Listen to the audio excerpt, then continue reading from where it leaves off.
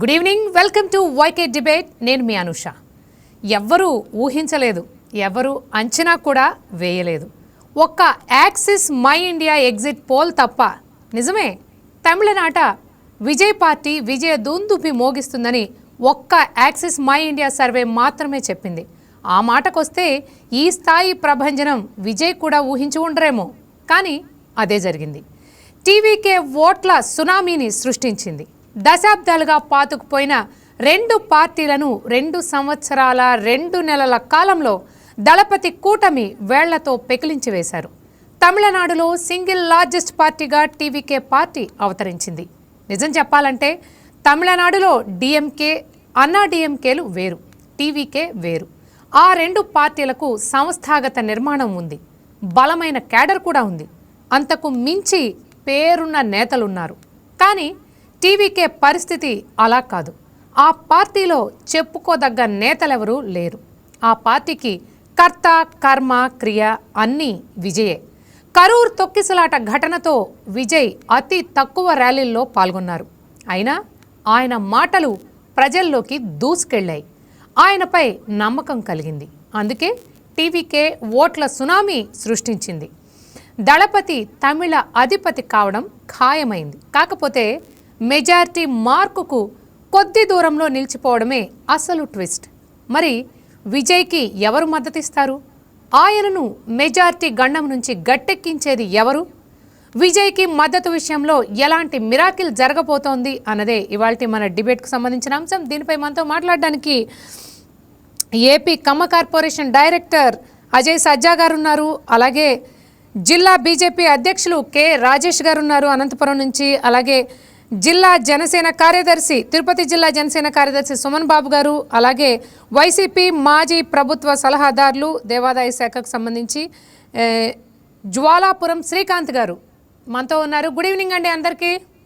చాలా ఉత్కంఠభరితంగా ఈరోజు ఎన్నికల కౌంటింగ్ జరిగింది. అందరూ అనుకున్నారు వెస్ట్ బెంగాల్ది అంటే హాట్ టాపిక్ అవుతుందేమో కౌంటింగ్లో అనుకున్నారు. కానీ ఎగ్జిట్ మెజారిటీ ఎగ్జిట్ పోల్స్ ఇచ్చిన అంచనాలను తల్లకిందులు చేస్తూ ఈరోజు మొత్తం కూడా కౌంటింగ్ మొదలైనప్పటి నుంచి కూడా తెలంగాణ రాజకీయాలే, అందులోనూ టీవీకే గురించే ఎక్కడ చూసినా మనం చూస్తున్నాం. హడావుడి ఆ పార్టీ గురించే అందరూ మాట్లాడుకుంటున్నారు.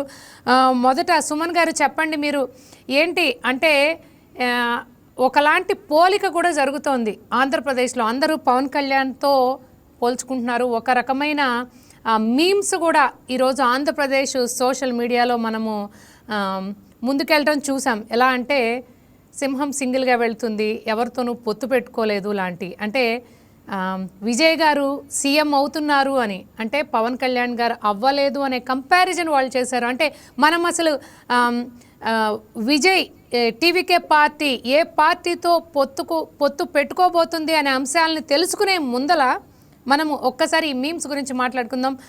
మీరేమైనా గమనించారా? మీరు వీటికి ఎలాంటి సమాధానం చెప్తారు సుమన్ గారు? ముందుగా వైకే న్యూస్ ఛానల్ ప్రేక్షకులకు, ప్యానెల్లో ఉన్న పెద్దలకి అందరికీ నా నమస్కారాలు. మేడం, ఏది ఏమనుకున్నా విజయ్ గారు విజయం వెనక ఆయన వ్యూహాలు ఉన్నాయా, లేకపోతే తమిళనాడు ఓటర్లు ఆ పార్టీ ఈ పార్టీ 2 పార్టీల్ని గత సంవత్సరాలుగా చూసి విసిగిపోయి కొత్త పార్టీని ఎన్నుకున్నారనే దృష్టిలో చూడాలనేది ఈ మీమ్స్ ఏదైతే ఉన్నాయో, నా దృష్టికి కొన్ని మీమ్స్ వచ్చాయి మేడం. రోజా గారు లెగ్గు పెట్టారు, ఆ డిఎంకే స్టాలిన్ గారు ఓడిపోయారు అన్నట్టు. అంటే అది కూడా మీమ్సే కదా, దాన్ని కూడా మనం లెక్కలోకి తీసుకోవాలి కదా మేడం. పవన్ కళ్యాణ్ గారు పార్టీ పెట్టారు, గెలవలేదు, అది ఇది నేను ఏదేదో చెప్తూ ఉంటారు మేడం. పవన్ కళ్యాణ్ గారు వెనక ఒక ప్రజారాజ్యం పార్టీ అని పెట్టి అది ఒక పెద్ద మైనస్ లో ఉన్నప్పుడు పవన్ కళ్యాణ్ గారు పార్టీ పెట్టి 25 సంవత్సరాలు ఉంటాను, ఆ రోజు ప్రజలకు జవాబు చెప్పి 25 సంవత్సరాలు నిలబడతా నేను, మీరు నమ్మకం పెట్టుకోండి అని చెప్పి పోటీ చేయకుండా 14లో 19లో పోటీ చేస్తే ప్రజలు నమ్మలేదు మేడం. నమ్మలేదు అనుకున్నారా, లేకపోతే ఇంకా ఆయన వేచి ఉండాలి, ఆయన చూద్దాం అనుకున్నారా? ఆ గట్టి దృఢంతో నిలబడి ఈ రోజు ఉప ముఖ్యమంత్రి స్థాయికి వచ్చి కూటమిని ఏర్పాటు చేసి గట్టిగా ఛాలెంజ్ చేసి, రాజకీయాలలో జగన్మోహన్ రెడ్డికి ఛాలెంజ్ చేసి నిన్ను ఓడిస్తున్నాను జగన్ గారు అని చెప్పి ఓడించిన నాయకుడు పవన్ కళ్యాణ్ గారు మేడం. అలాంటి పవన్ కళ్యాణ్ గారికి విజయ్ గారికి చాలా తేడా ఉంది. విజయ్ గారు రాజకీయాలు కొత్త, ఆయన అదృష్టం బాగుండి అక్కడ ప్రజలు విసికి వేజారి ఇది ఆ రెండు పార్టీలనే వాళ్ళు వీళ్ళు వీళ్ళు వాళ్ళు కాదు, కొత్త పార్టీ రావాలి, ఒక యువ నాయకత్వం కావాలి. విజయ్ గారు రెండు మూడు ఆయన ప్రశాంత్ కిషోర్ ఎవరో ఆయన చెప్పాడో లేకపోతే ఆయన అన్నాడు, "అంకుల్, మీకు మీరు అంకుల్ అని సంబోధించడంతో అక్కడ యూత్ కూడా దాన్ని దృష్టిలోకి తీసుకున్నారు మేడం. అంకుల్ స్టాలిన్ గారిని అంకుల్ అని పిలవడం అంటే మీరు ఇది కొంచెం ఎర్లీ ఏజ్, మేము యువరత్నం అని ఆయన చెప్పకుండానే చెప్పడం అనమాట. దాన్ని అది కూడా యూత్ బాగా ఆయనకి సపోర్ట్ చేశారు. ఈ మీమ్స్ ఇవన్నీ 2 రోజులు ఉంటాయి మేడం, తర్వాత రాజకీయాల్లో నిలబడాలి. ఎంతో మంది ఆంధ్ర రాష్ట్రంలో రాజకీయ పార్టీలు పెట్టారు, ఈవెన్ రాజశేఖర రెడ్డి గారితో సహా కొన్ని పార్టీలు గాలిలో కలిసిపోయినాయి. ఈ రోజు పవన్ కళ్యాణ్ గారు దేశ రాజకీయాల్లో, రాష్ట్ర రాజకీయాల్లో దశ మార్చగలిగే ఒక బలమైన నాయకుడు. ఆయనకి పక్కన ఇతర రాజకీయ నాయకులకి తేడా చాలా ఉంది, ఆయనతో పోల్చకూడదండి. ఈ మీమ్స్ అనేవి రకరకాలుగా, ఇప్పుడు ఆ రోజా గారు మీమ్స్ లెగ్గుపెట్టింది స్టాలిన్ గారు రోడ్డు పేరు, దాన్ని నేను ఒప్పుకోను మేడం. ఎందుకంటే ఎవరు ఈ కోతి వెధవలు కొంతమంది చేసుకుంటూ పోతూ ఉంటారు, అవన్నీ మనం పట్టించుకోకూడదు.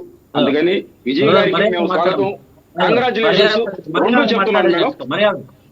కాదు ఏమ్మా సార్ చెప్పండి శ్రీకాంత్ గారు. శ్రీకాంత్ గారు మర్యాదగా మాట్లాడేది నేర్చుకో. అదే మర్యాద మర్యాద మర్యాద. కాదు ఈ రోజు కొత్తగా వచ్చావా? కొత్తగా 2009 నుంచి ఉన్నా, మీరు ఎప్పటి నుంచి ఉన్నారు నాకు తెలియదు.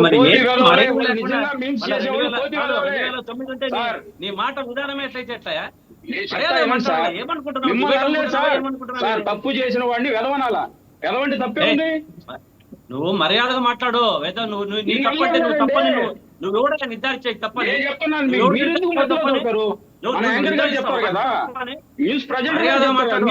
నేను ఒకసారి అలాగే మాట్లాడతానండి.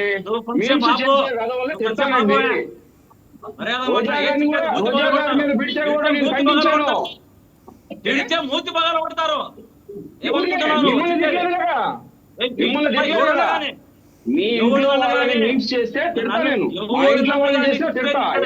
మర్యాద కాదు, బూతులు తిట్టలేదు, మీరు వినండి.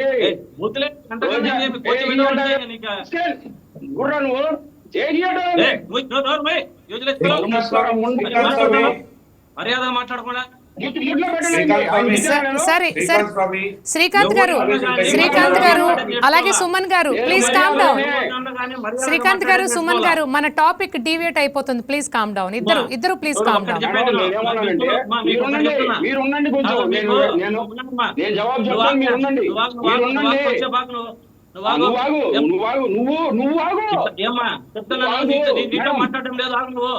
నీతో మాట్లాడడం లేదు, నువ్వు ఆగు. ఏమ్మా చెప్పండి శ్రీకాంత్ గారు. ఏమ్మా ఇంటారా? చెప్పండి శ్రీకాంత్. చెప్పే ఇంటారా? చెప్పండి శ్రీకాంత్ గారు, చెప్పండి శ్రీకాంత్ గారు. వింటున్నాను శ్రీకాంత్ గారు. శ్రీకాంత్ గారు చెప్పండి. సుమన్ గారు ఒక్క నిమిషం, సుమన్ గారు ఆయన ఏంటో రిక్వెస్ట్ చేస్తున్నారు, ఒకసారి విందాం. ఆయన చెప్పాక సుమన్ గారు మళ్ళీ మీరు కంటిన్యూ చేద్దరు కానీ. చెప్పండి శ్రీకాంత్ గారు. డిబేట్ లో మాట్లాడేటప్పుడు మర్యాదగా మాట్లాడే వాళ్ళు మాత్రం పిలిచండి. అట్లా ఉంటేనే నన్ను పిలిచండి. ఎవరికంటే వాళ్ళని ఇష్టానుసారం మాట్లాడి నాయకులను గాని ఇంకొకరిని గాని టీవీల్లో ఉండే వాళ్ళని గాని మాట్లాడడానికి ఎవరికి అర్హత లేదు. నీవు ఏదన్నా ఉంటే నీ యొక్క అభిప్రాయాన్ని తెలియజేయాలంతే. అటువంటి ఉంటే పిలిచడం, లేకుంటే డిబేట్ పిలిచండి మమ్మల్ని. కానీ శ్రీకాంత్ గారు ఒక రకంగా నేను ఆయన ఎలా చెప్పారంటే, ఆయన అన్ని పార్టీలు ఈవెన్ రోజా గారి తరపున కూడా మాట్లాడారు. ఆయన అంటే అన్ని ఎవరైతే మీమ్స్ తయారు చేస్తారో వాళ్ళందరి గురించి మాట్లాడారు.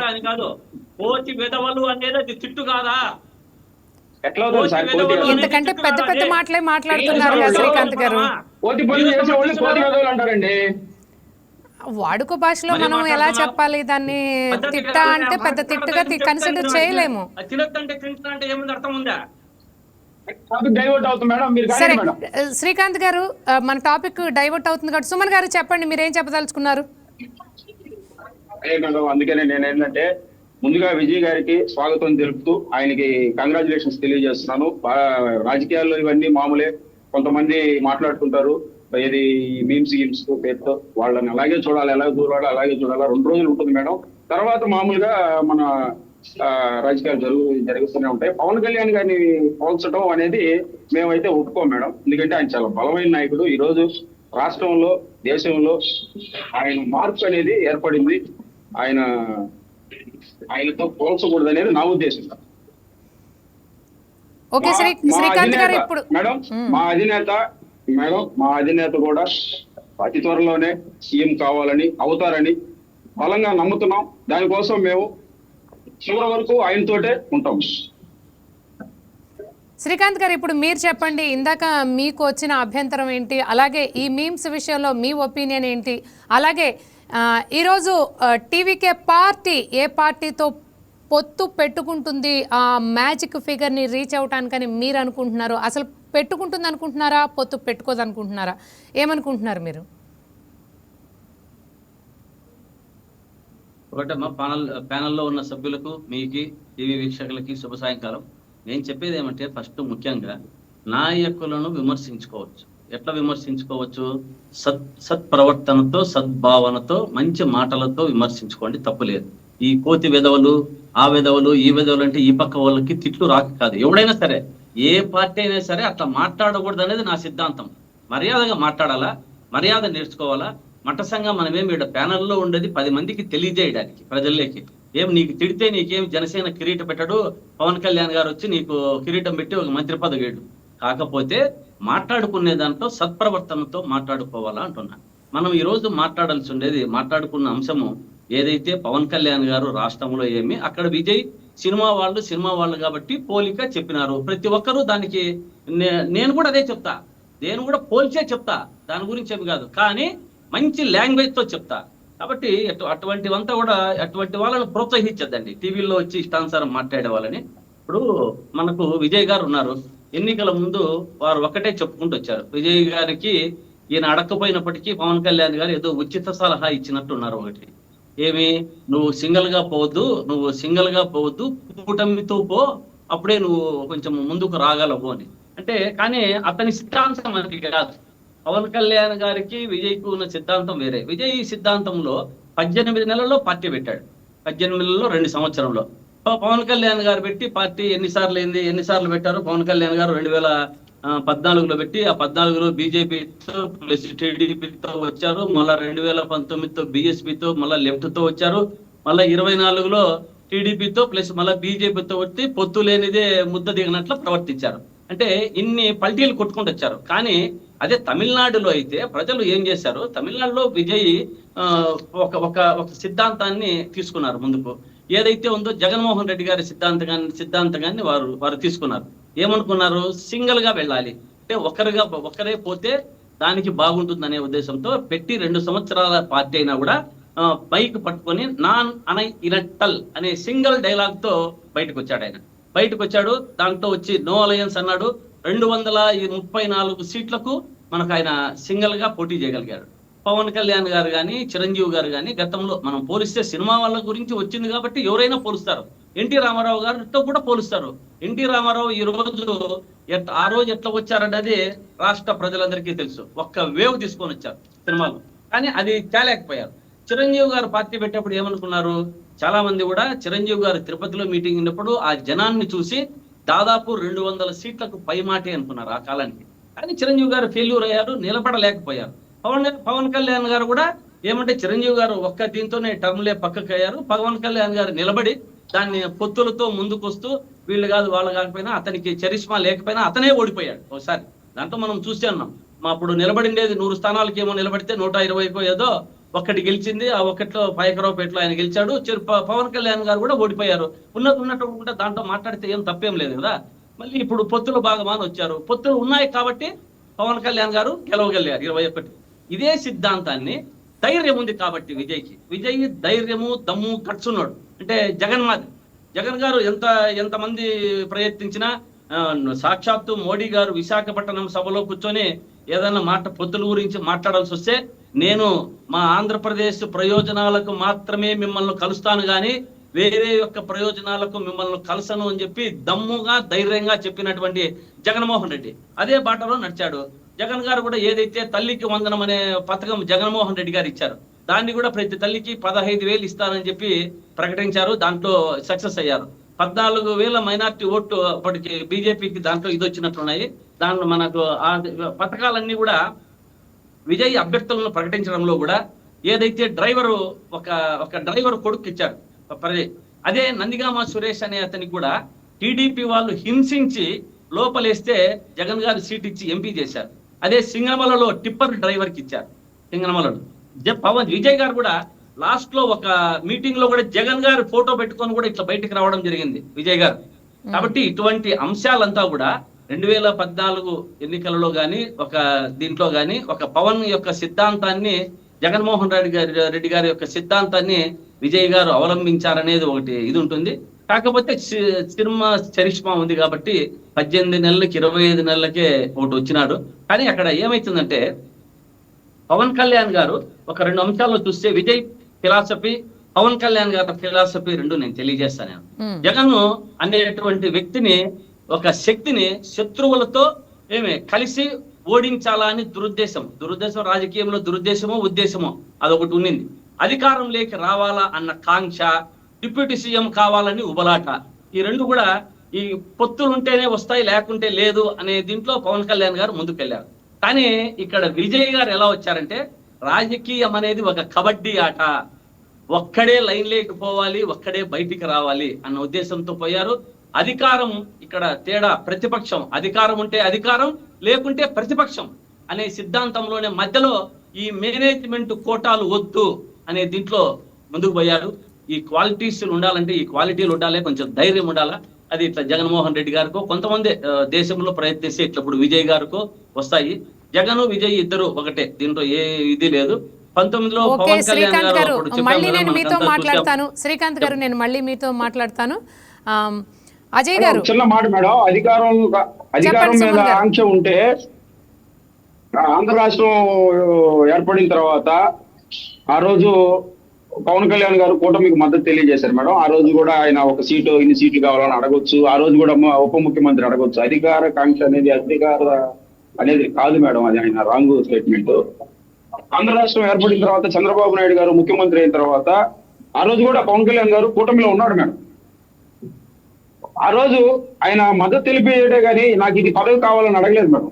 అది రాంగ్. ప్లస్ వైఎస్ఆర్సీపీ పార్టీకి, కాంగ్రెస్ పార్టీకి ముందు వైసీపీని యాడ్ చేస్తున్నారు అంతే. క్యాడరు, ఆ నాయకులు మొత్తం టోటల్ వాళ్ళేం కష్టపడి బిల్డ్ చేసుకున్న పార్టీ కాదు మేడం. అది ఒక పేరు మార్చుకున్న పార్టీ. ఆ పార్టీకి జనసేనకి చాలా తేడా ఉంది. అందుకని చెప్పి జగన్మోహన్ రెడ్డి గారు చాలా చాలా ఎన్ని ఎత్తుగడలు వేసినా కూడా నాకు తెలిసి పవన్ కళ్యాణ్ గారు అంత నిజాయితీ పరుడు, నీతి పరుడు అయితే కాదని నా ఉద్దేశం మేడం. దీనికైతే ఎటువంటి మార్పులు చేర్పులు లేదు. ఒక మచ్చలేని నాయకుడు మా నాయకుడు. అందుకని ఈ రోజు కాకపోయినా రేపుకైనా స్వయంగా ఆయన పార్టీలోనే సీఎం గా ఆయన చూస్తాము అని మేము ఆశిస్తున్నాము. కూటమిని ఆయన ప్రస్తుతం ఈ ఆంధ్ర రాష్ట్రం కోసం కూటమిలో చంద్రబాబు గారి నాయకత్వంలో కలిసి పనిచేస్తూ ఈ ఆంధ్ర రాష్ట్ర అభివృద్ధికి పెట్టుబడులు అయితేనేమి, ఈ రోజు రాష్ట్ర డెవలప్మెంట్ చూస్తుంటే ప్రతిరోజు ఎక్కడో దగ్గర శంకుస్థాపనలు 1000 కోట్లు వస్తూనే ఉన్నాయి మేడం. ఇది మేడం నేను చెప్పాలి.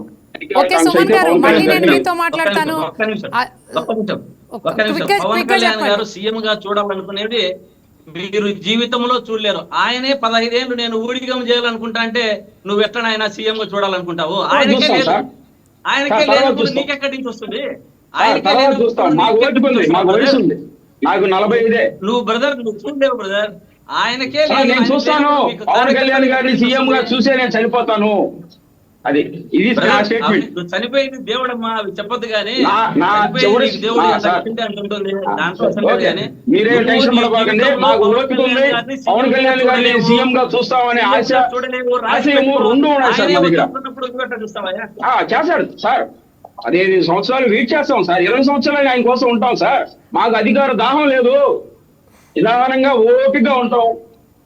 ఎప్పటికైతే అప్పుడు ఈలోపు ఆంధ్ర రాష్ట్రం బాగుపడుతుంది, ఒక చక్కగా వస్తుంది. అక్కడ హైటెక్ సిటీ చూసి ఈ రోజు బాగుపడుతున్నాం కదా, అలాగే ఇక్కడ కూడా మనకంటూ ఒక డెవలప్మెంట్, కంపెనీలు, పెట్టుబడులు మన బిడ్డలు బయటకు పోకుండా ఇక్కడే బతకాలనేది మా ఆశ. జనార్దన్ రెడ్డి స్వామి చేసిండేది ఏమండి? జనార్దన్ రెడ్డి చేసిండే. శ్రీకాంత్ గారు హైటెక్ సిటీ జనార్దన్ రెడ్డి చేసిండే. Okay sir, okay. Reddy Chandrababu garu, Pawan గారు కాదు. సుమన్ గారు అలాగే శ్రీకాంత్ గారు మళ్ళీ మీరు మాట్లాడుతురు కానీ అజయ్ గారు మీరు చెప్పండి. వీళ్ళిద్దరి మధ్య చాలా ఆసక్తికరంగా మాటల యుద్ధం అయితే సాగుతోంది, మనం చూస్తున్నాం. సీఎం ఎప్పటికీ కాలేరని చెప్పి శ్రీకాంత్ గారు అంటున్నారు. అలాగే సుమన్ గారేమో మీరెలా జగన్ని అలాగే టీవీకి అధినేత విజయ్ని పోలుస్తారని ఆయన అడుగుతున్నారు. మీ కామెంట్ ఏంటి ఈ విషయంలో, మీరేం చెప్తారు? అనుష గారు ఒకసారి చెక్ చేసుకుంటున్నా, మీది డబల్ సౌండ్ నాకు ఛానల్. ఎవరో టీవీ ఆన్ చేశారు పక్కన, ఎవరో టీవీ ఆన్ చేసినట్టున్నారు కదా బ్రదర్. సౌండ్ వస్తాను, ఏదో సౌండ్ వస్తాను. ఎవరైతే జూమ్ కాల్లో ఉన్నారో ఎవరు కూడా ఫోన్ గానీ లేకపోతే టీవీ గానీ ఆన్ లో పెట్టద్దు దయచేసి ప్లీజ్. అందరు కాల్స్ డిస్టర్బ్ అవుతాయి.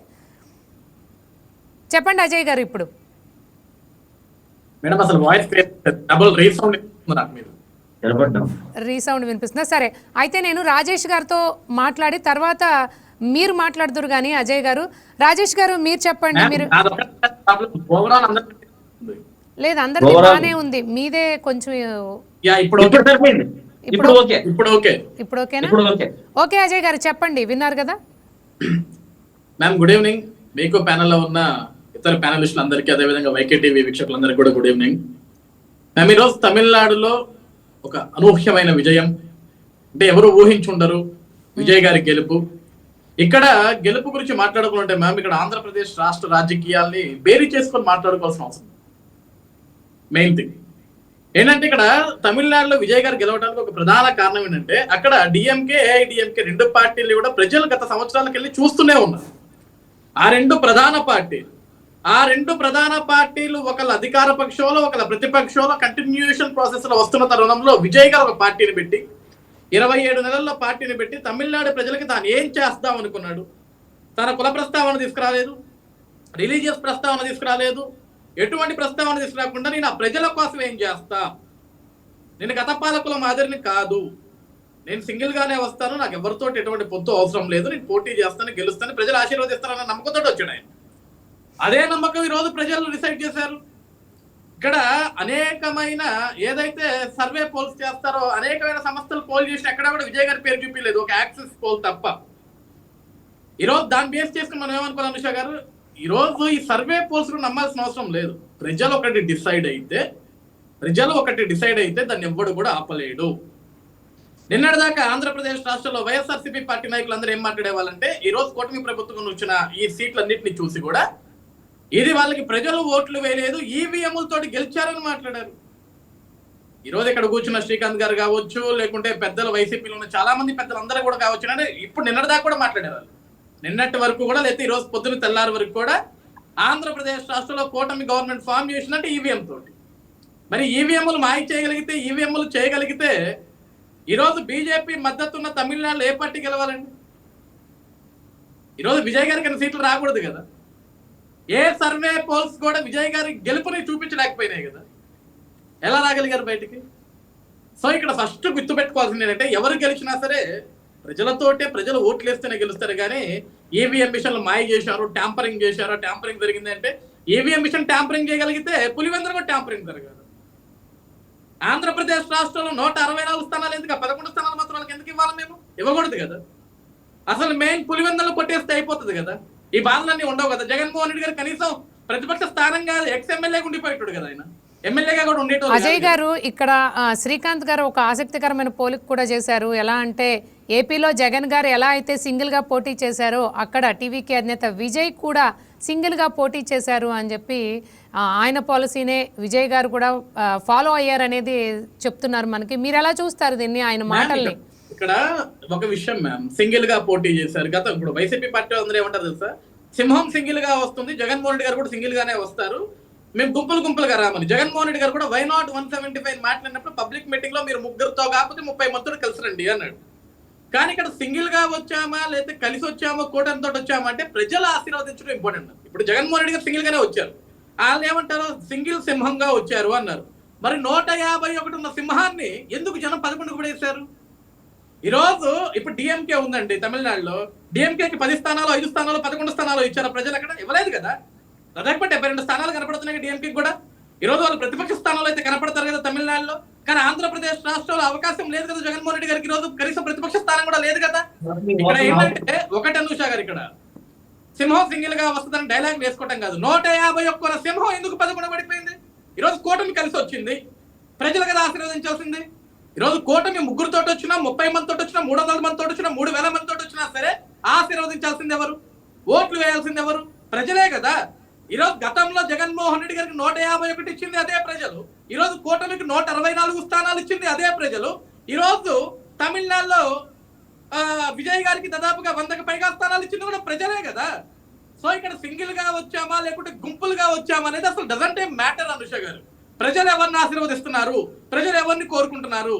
తమిళనాడు రాజకీయాల్లో తమిళనాడు ప్రజలు స్పష్టంగా కోరుకున్నారు, మాకు డిఎంకే వద్దు, ఏఐడిఎంకే వద్దు, మాకు విజయ్ కొత్తగా వచ్చాడు, తను ఇచ్చిన పథకాలు బాగున్నాయి, తను చెప్పిన విధానం బాగుంది, మేము ఒక కొత్త తరహా రాజకీయాన్ని చూద్దాం అనుకుంటున్నారు. అక్కడ ప్రజలు కానీ, విద్యార్థులు కానీ, చదువుకున్న వాళ్ళు కానీ ప్రతి ఒక్కరు కూడా విజయ్ని ఆశీర్వదించారు, విజయాన్ని కోరుకున్నారు. ఇక్కడ ఆంధ్రప్రదేశ్ రాష్ట్రంలో కూడా ఏం కోరుకున్నారు ప్రజలు? మాకు భయంకరమైన రాజకీయాలు చేసే వ్యక్తులు అవసరం లేదు, రాష్ట్రాన్ని సర్వనాశం చేసే వ్యక్తులు అవసరం లేదు, రాష్ట్రాన్ని 20,000 వెనక్కి తోసేసే వ్యక్తులు అవసరం లేదు, లేకుంటే రాష్ట్రంలో భయంకరమైన వాతావరణం సృష్టించే వ్యక్తులు మాకు అవసరం లేదు. మాకు ప్రశాంతమైన వాతావరణం కావాలా, పరిశ్రమలు తీసుకొచ్చే వాతావరణం కావాలా, పెట్టుబడులు తీసుకొచ్చే వాతావరణం కావాలని ఒక ఆలోచనతోటి జగన్ అయితే రాష్ట్రానికి పరిశ్రమలు రావు, పెట్టుబడులు రావు, రాష్ట్రం అంతా విధ్వంసం అయిపోతుందని ఒక ఆలోచనతోటి ప్రజలు కూటమికి పట్టం కట్టారు. నేను మళ్ళీ చెప్తున్నాను ఇక్కడ విషయాలు ఒకటే విషయం. ఈ రోజు శ్రీకాంత్ గారు కానీ ఈ రోజు వైసీపీ పార్టీలో ఉన్న వ్యక్తులందరూ గుర్తుపెట్టుకొస్తున్నాడే, సింహం సింగిల్ గా వచ్చిందా? సింహం సింగిల్ గా వచ్చినా, వెనక పిల్లల్ని వేసుకొని వచ్చినా, వెనక ఇంకో తోడేళ్ళు వేసుకొని వచ్చినా సరే ఆశీర్వదించాల్సింది జనం మాత్రమే. జనం ఆశీర్వదించకపోతే సింహం వచ్చినా, ఏనుగు వచ్చినా, కోతు వచ్చినా, కుక్క వచ్చినా ఎవరు గెలవలేరు. జనం ఆశీర్వదించాలా. ఈరోజు మళ్ళీ అదే చెప్తున్నా. ఈరోజు జగన్మోహన్ రెడ్డి గారికి జనం ఆశీర్వాదాలు కావాలనుకోండి, ఫస్ట్ వాళ్ళ కార్యకర్తలకి, అతనికి భజన చేసే వ్యక్తులు చెప్పామని చెప్పండి. అరే మనం సింహాలము, చిట్టులకులు ఇవన్నీ వద్దునానా, ప్రజల్లో ఉండాలా, ప్రజలు మనల్ని ఆశీర్వదించాలా. ప్రజలు ఆశీర్వదిస్తే మనకు 151 వచ్చినాయి, ప్రజలు వద్దు అనుకుంటే మనకు 11 వచ్చి చివరికి ప్రతిపక్ష స్థానం కూడా లేకుండా పోయాం. కాబట్టి విమర్శలు వద్దు, పారదర్శకంగా ముందుకెళ్లాలా. ఈ రోజు కూటమి ప్రభుత్వం ఫెయిల్యూర్ అవుతుందా, ప్రజలకు మేలు చేయట్లేదా, దాని గురించి ప్రస్తావించండి, దాని గురించి మాట్లాడండి. ఈ రోజు పవన్ కళ్యాణ్ గారిని తీసుకొచ్చి విజయ్ గారితో పోల్చడమా, లేకుంటే సింగిల్ గా వస్తాడా, డబుల్ గా వస్తాడా? ఇప్పుడు ఇందాక శ్రీకాంత్ గారు ఏమన్నారంటే జగన్మోహన్ రెడ్డి గారి ఫోటో కూడా పట్టుకున్నారు విజయ్ గారిని. అఫ్ కోర్స్ పట్టుకున్నారు మేము, ఎందుకంటే తమిళనాడులో జగన్మోహన్ రెడ్డి గారిని అభిమానులు కూడా ఉంటారు కదా. మేము ఒక అభిమాని విజయ్ గారిది జగన్మోహన్ రెడ్డి గారు కలిసి ఉన్న ఫోటో తీసుకొచ్చి ఆ ఫ్రేమ్ అక్కడ ఇచ్చాడు. విజయ్ గారు అది ఎలక్షన్ స్టంట్ ఏదన్నా ఉంటుంటుంది కదా, పట్టుకున్నారు, తప్పే ఉంది. వాళ్ళ అభిమానులు కూడా సాటిస్ఫై చేయాలి కాబట్టి, ఆ ఓట్లు కూడా అతనికి కావాలి కాబట్టి అందులో ఎటువంటి తప్పు లేదు. మ్యామ్ ఈ రోజు ఈ దేశంలో జగన్ గారిని గౌరవించే వాళ్ళు ఉంటారు, బాబు గారిని గౌరవించే వాళ్ళు ఉంటారు, లోకేష్ గారిని గౌరవించే వాళ్ళు ఉంటారు, చివరికి జ్వాలాపురం శ్రీకాంత్ గారిని గౌరవించే వాళ్ళు కూడా ఉంటారు. ఆ అభిమాన ఫోటో పెట్టినప్పుడు ఎవరన్నా సరే దాన్ని యాక్సెప్టబుల్ చేస్తారు. దానితోటనే విజయ్ కలిశారు అంటే అది కాని పని. విజయ్ స్ట్రాటజీ వేరు, జనం అక్కడ విజయ్ కావాలనుకున్నారు, డిఎంకే వద్దనుకున్నారు, ఏఐడిఎంకే వద్దనుకున్నారు. మీ ఇద్దరు పరిపాలన గత కొన్ని సంవత్సరాలుగా చూస్తున్నాం మేము. మాకు విజయ్ ఇంత ఇంపార్టెంట్ అన్నారు, విజయ్కి పట్టం కట్టారు. సేమ్ ఆంధ్రప్రదేశ్ రాష్ట్రంలో కూడా జగన్ మాకు వద్దన్నారు, కూటమికి పట్టం కట్టారు. That's it. ఓకే అజయ్ గారు, నేను మళ్ళీ మీతో మాట్లాడతాను. ఇక రాజేష్ గారి ఆలోచన ఏంటో, ఆయన ఏం చెప్పబోతున్నారో విందాము. రాజేష్ గారు చెప్పండి, మీరు ఇందాక సుమన్ గారు చెప్పింది విన్నారు, అలాగే శ్రీకాంత్ గారు ఏం చెప్తున్నారో విన్నారు. మాటల యుద్ధం జరుగుతోంది. అలాగే ఈరోజు అంటే విజయ్ టీవీకే పార్టీ ఎవరితో పొత్తు పెట్టుకుంటుందని మీరు అనుకుంటున్నారు? ఏం జరగబోతోంది తమిళనాడులో అనుకుంటున్నారు మ్యాజిక్ ఫిగర్ని అందుకోవడానికి?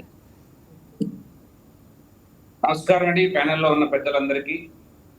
ఈరోజు వచ్చిన ఫలితాలు, ముఖ్యంగా తమిళనాడులో వచ్చిన ఫలితాలు ఒక చారిత్రాత్మకమైన విజయం విజయ్ గారు సాధించినది. మనం అందరం ఒప్పుకొని తీరాల్సిందే. ఆయన సింగిల్గా పోయాడా, ఎలా గెలిచాడు, ప్రజల్ని ఏ విధంగా మెప్పించాడు, ప్రజలకు ఏమి హామీలు ఇచ్చాడు, ఆయన మీద ప్రజలకు నమ్మకం ఉంది కాబట్టి ఈరోజు కొత్తగా పార్టీ పెట్టిన 2 సంవత్సరాల 2 నెలలు అయింది పార్టీ పెట్టి, ఆయన ప్రజలలో విశ్వాసం కలిగించినాడు కాబట్టి ఈ మ్యాండేట్ వచ్చిందని మేము అనుకుంటున్నాం. అదిగాక అక్కడ తమిళనాడులో డిఎంకే ప్రభుత్వము చాలా అరాచకాలు చూస్తున్నాం మనము. కొన్ని సంఘటనలు, ఏ కేంద్ర ప్రభుత్వం ఏదన్నా తీసుకురాని, లేకపోతే ఏ బిల్ అన్నా పార్లమెంట్లో పెట్టని దాన్ని వ్యతిరేకించడము, ప్రజా సమస్యలు గాలి వదిలేయడము, ఇవన్నీ మనము ఈ గతంలో మహిళా బిల్లు ఏ విధంగా వాళ్ళు వ్యతిరేకించారు, డీలిమిటేషన్ ని ఏ విధంగా వ్యతిరేకించారు, 50% పెరుగుతున్న డీలిమిటేషన్ ని కానీ ఈరోజు అడ్డుకోవడం జరిగింది పార్లమెంట్ లో. ఇవన్నీ ప్రజలు నిశ్చితంగా గమనిస్తున్నారు. అందుకోసం అక్కడ ప్రత్యామ్నాయం కనపడింది విజయ్ గారు కనపడ్డారు కాబట్టి ఈయనకు చరిష్మా ఉంది. ఒక సినిమా అగ్ర హీరో అక్కడ తలపతిగా ఆయన పిలుచుకుంటారు. ఖచ్చితంగా ఆయన ఒకసారి అవకాశం ఇద్దాము, మనవాడు మనందరి వాడు అనే ఒకే ఒక కాన్సెప్ట్ తో మనందరికీ మంచి చేయగలడు, యువకుడు, ఉత్సాహవంతుడు అనే దాంట్లో ప్రజలు అవకాశం ఇచ్చారు. ఇంకా మన రాష్ట్రంలో పోల్చుకునే పరిస్థితి లేదు. ఇక్కడ సింగిల్ గా పోతాం సింహము అనేది ఎవరి కాన్సెప్ట్ వాళ్ళది. పవన్ కళ్యాణ్ స్ట్రాటజీ వేరు. పవన్ కళ్యాణ్ గారు పొత్తులతో వెళ్ళాలనుకున్నాడు, ఓడించాలనుకున్నాడు, అందరం కలిసి జగన్మోహన్ రెడ్డి గారిని ఓడించాలని అనుకున్నాడు, చెప్పాడు, ఓడించాడు. అతనికి 100% స్ట్రైక్ రేట్ వచ్చింది. ఎక్కడ ఈ భారతదేశ చరిత్రలో 21 మంది ఎమ్మెల్యేలు 2 ఎంపీలు పోటీ చేస్తే ఒక్కటి కానీ ఓడిపోయింది లేదా బంపర్ మెజార్టీతో గెలవడం మనం అందరం చూసాం.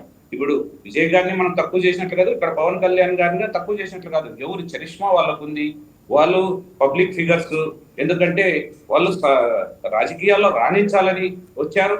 కొంతమంది వెనక కావచ్చు ముఖ్యమంత్రి, కొంతమంది వెంటనే కావచ్చు. ప్రజల ఆశీర్వాదము, ప్రజలు ఏ విధంగా ఆశీర్వదిస్తే ఆ విధంగానే నిర్ణయాలు ఉంటాయి. మేమ్స్ చూస్తున్నాము, మేమ్స్ రకరకాలుగా అనుకుంటుంటారు. 2 రోజులు ఉంటాయి, 3వ రోజు మర్చిపోతారు. మరి మనం ప్రజాక్షేత్రంలో ఉంటాం, ప్రజలకు అందుబాటులో ఉంటాం. ప్రజలకు ఏ అవసరాలు ఉన్నాయి దాని మీదే ప్రతిపక్షమైన వైఎస్ఆర్సీపీ పార్టీ అయినా, మేమైనా, జనసేన అయినా, తెలుగుదేశం అయినా అంతిమంగా ప్రజలకు మేలు చేయాలా, ప్రజల దగ్గర తీర్పు తీసుకోవాలా అనేదే మా సంకల్పము. దాని విధంగానే ఈ పొద్దు మేము అస్సాంలో 3వసారి అధికారంలోకి రావడము, అది బంపర్ మెజార్టీతో. పోయినసారి కన్నా ఈసారి మెజార్టీ అంటే అభివృద్ధి, సంక్షేమము ప్రజలకు అనుగుణంగా ఉంటే ఎంతటి ఫలితాలైనా మనం సాధించగలం అనేది అస్సాంలో నిరూపించింది. 15 సంవత్సరాలు బెంగాల్ పాలన. అలాగే రాజేష్ గారు, తమిళనాడులో బీజేపీకి 2 నుంచి 3 సీట్లు వచ్చే అవకాశం కనిపిస్తోంది. ఏంటి మీరేమనుకుంటున్నారు? అంటే ఈ సీట్లు రావడం మీరు ఎలా చూస్తారు? ఈ నంబర్ని ఎలా చూస్తారు మీరు? అదే అండి, మేము పోటీ చేసింది ఆడ పొత్తులో భాగంగా 27 సీట్లకు మేము పోటీ చేశాము. మాకు 2 కానీ 3 కానీ రావచ్చు అని ఈ ట్రెండ్స్ చూస్తే తెలుస్తుంది. కానీ అది మేము చాలా ఊహించని పరిణామము. ఎందుకంటే అక్కడ తమిళనాట విజయ్ గారి ప్రభంజనం స్పష్టంగా కనిపిస్తుంది. ఎందుకంటే ఏ సర్వేనో ఆయనకు అనుకూలంగా లేదు. ఏ సర్వే చూసినా డిఎంకే అధిక సింగిల్ గా ఇది బంపర్ మెజార్టీతో గెలుస్తుందని ఒక్క సర్వే తప్ప అన్ని సర్వేలు విజయ్ గారికి వ్యతిరేకంగా డిఎంకేకు అనుకూలంగా ఇచ్చినవే. ఈ తరుణంలో మేము పెద్దగా మేము 10 నుంచి 15 సీట్లు మేము గెలవాలా అనే ఒక ఉన్నింది. కానీ కొన్ని నేరో మెజార్టీతో ఓడిపోయినాం, కొన్ని తక్కువ సీట్ల ఓట్లు వచ్చినాయి. దాన్ని మేము ఒప్పుకుంటాం, మా ఓటమిని మేము అంగీకరిస్తాం. ఎందుకంటే ప్రజాక్షేత్రంలో మేము ఏది జరిగినా ప్రజలే అంతిమ నిర్ణయం తీసుకునేది కాబట్టి వాళ్ళు ఏ తీర్పు ఇచ్చినా దానికి అనుగుణంగా రెక్టిఫై చేసుకొని మేము ఏ విధంగా బలపడాలా, బూత్ స్థాయి లెవెల్ నుంచి శక్తి కేంద్ర ప్రముఖ నుంచి ఏ విధంగా పార్టీని బలోపేతం చేయాలనేది భారతీయ జనతా పార్టీ యొక్క లక్ష్యం. 2011లో బెంగాల్లో మేము 0, ఈ పొద్దు 203 సీట్లు వచ్చి ఈ పొద్దు అధికారాన్ని చేజిక్కించుకుంటున్నాం. Bharatiya Janata party grass root లెవెల్లో పనిచేయగలదు. ఏదో ఒక ఓటమి వచ్చింది ఇది తమిళనాడులో అని మేము ఎక్కడ కుంగిపోము. దాన్ని ఏ విధంగా రెక్టిఫై చేసుకోవాలా, మాలో లోపాలు ఏమిటి ఖచ్చితంగా మేము సరిచూసుకుంటాం, ఖచ్చితంగా ముందుకెళ్తాం. మరి మేము బెంగాల్ తరహాలోనే ఇతర రాష్ట్రాల్లో రాబోయే 4 రాష్ట్రాల్లో నెక్స్ట్ ఇయర్ ఎలక్షన్స్ ఉన్నాయి. ఆ విధంగానే పని చేసుకుంటూ పోతాం, ప్రజలకు అందుబాటులో ఉంటాం, ప్రజలకు ఎప్పుడు చేరువుగా ఉంటాం. కాబట్టి మాకు ఈ విధమైన ఫలితాలు ఈ 20వ రాష్ట్రం ఇప్పుడు అధికారంలోకి రావడము చాలా సంతోషకరమైన విషయము. ఎందుకంటే ప్రజలు ఒక దుర్మార్గమైన పాలనకు ఇప్పుడు పశ్చిమ బెంగాల్లో చరమగీతం పాడారు. ఇది మంచి శుభపరిణామము. అలాగే విజయ్ గారు మంచి విక్టరీ సాధించారు, ఆయనకు అభినందనలు తెలుపుకుంటున్నాం భారతీయ జనతా పార్టీ. రాజేష్ గారు, మనం చూస్తే ఎన్నికల ప్రచారానికి ముందు కూడా తొక్కిసలాట జరిగింది ఆయన సభ విషయంలో, కరూరులో జరిగిన దానికి సంబంధించి ఆయన సిబిఐ ఎదుట కూడా ఢిల్లీకి వెళ్ళారు, సిబిఐని కలవాల్సి వచ్చింది. ఆయన ఎన్నో కేసుల్ని కూడా ఎదుర్కొన్నారు. అంటే అలాంటి ప్రతికూల పరిస్థితులను ఎదుర్కొని ఆయన ఈరోజు మంచి మెజారిటీతో గెలవడం అంటే ఎవరు ఊహించినంత ప్రభంజనంతో గెలవడాన్ని మీరు ఎలా చూస్తారు? ఇది అందరికీ షాకే. మీరు అన్నది మనం కాదు, సర్వే చేసిన సంస్థలకే అంతు చిక్కల ఈ విధంగా ఈ రకమైన మెజార్టీతో విజయ్ గారు ఈరోజు గెలిచారని. ఆయన కరూరులో జరిగిన సంఘటన దురదృష్టకరమైన సంఘటన, కావాలని ఎవరు చేయరు. అక్కడ జరిగిన తొక్కిసలాట, ఆ తర్వాత కేసులు సర్వసాధారణం. ఎందుకంటే అంతమంది ప్రాణాలు కోల్పోయినప్పుడు ఆ ఎవరు బాధ్యులు అనేది దాన్ని ప్రశ్నించాల్సిందే, దాని మీద కేసులు పెట్టాల్సిందే, అడగాల్సిన పరిస్థితి సిబిఐకి అయితే ఉంది. ఎందుకంటే అంతమంది అమాయకులు ప్రాణాలు కోల్పోయినప్పుడు ఎవరికైనా బాధాకరమైన విషయమే. ఇవన్నిటినీ కోలుకొని ఆయన పార్టీని నడిపించిన విధానం చాలా అభినందనీయం.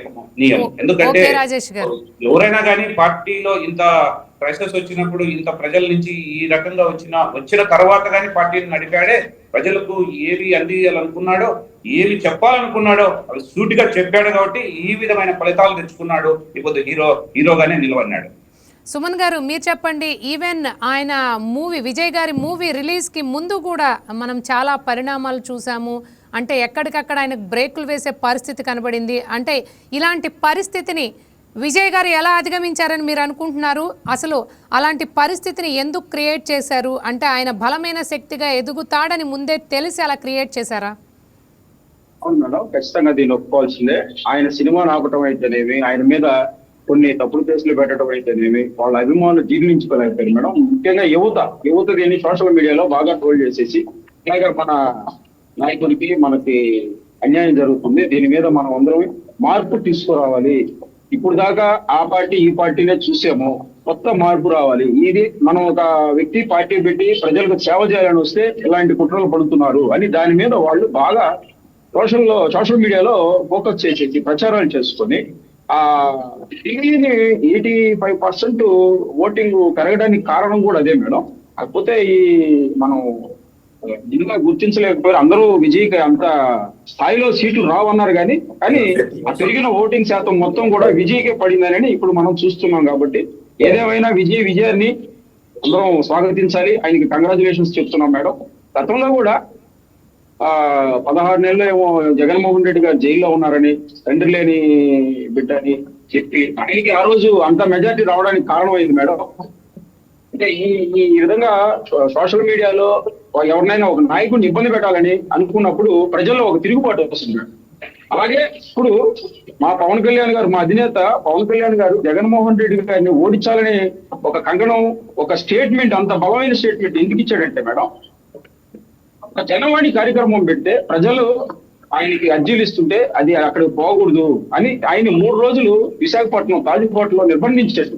అదేవిధంగా ఒక కారులో ర్యాలీలో పోతూ పైకి లేచి అభివాదం చేస్తుంటే ప్రజలకి సాక్షాత్ ఎస్పీ గారు మీరు దిగండి, కింద కూర్చోండి, కారులో కూర్చోండి, ఆయన ఫోన్ లో పవన్ కళ్యాణ్ గారు చెప్పారు, నాకు అక్కడ ఫోన్ లో ఎవరో మాట్లాడుతున్నారు, నన్ను ఆయన కింద కూర్చోబెట్టానండి, లోపలికి వెళ్ళమనండి.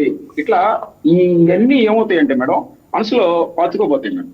మనం ఆయన నిస్వార్థంగా ఆయన సొంత డబ్బులు కౌలు రైతులు చనిపోతే 3,000 కుటుంబాలకు సాయం చేసిన వ్యక్తి ఆయన. మీరు కూడా